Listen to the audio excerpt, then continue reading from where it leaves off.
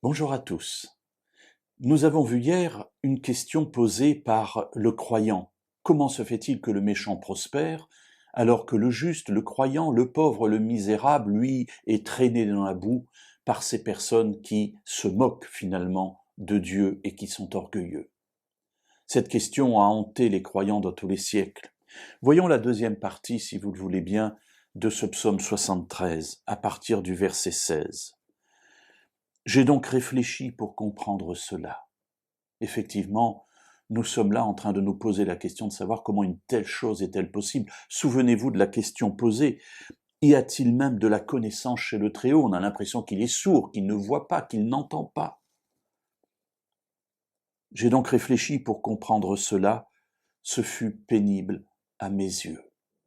Effectivement, Asaph, en réfléchissant à la situation de ses contemporains, de ces pauvres, de ces opprimés, et en voyant le succès des méchants, eh bien, travaille, lutte pour comprendre cela, et c'est pénible.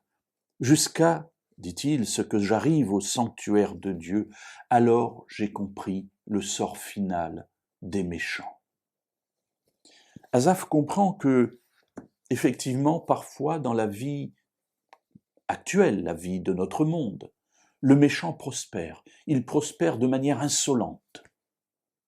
Mais alors qu'Asaph s'élève pour regarder du point de vue de Dieu, c'est-à-dire qu'il va dans les sanctuaires de Dieu et il essaie de voir avec les yeux de Dieu, il comprend le sort final des méchants. Le sort final des méchants, c'est, nous dit le verset 18, ils sont placés sur des voies glissantes, tu les précipites dans la tourmente, comment en un instant les voilà en pleine désolation. Ce qu'Asaph comprend à ce moment-là, c'est qu'il y aura un temps où tout ce qu'a construit ce méchant sera réduit à néant parce qu'il n'a pas su construire sur les fondements solides.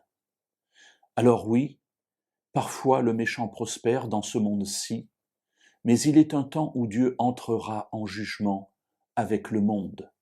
Et à ce moment-là, le sort final sera révélé pour le méchant, mais aussi pour le juste, pour celui qui aura souffert et qui aura décidé de vivre sa vie en conformité avec les principes de Dieu.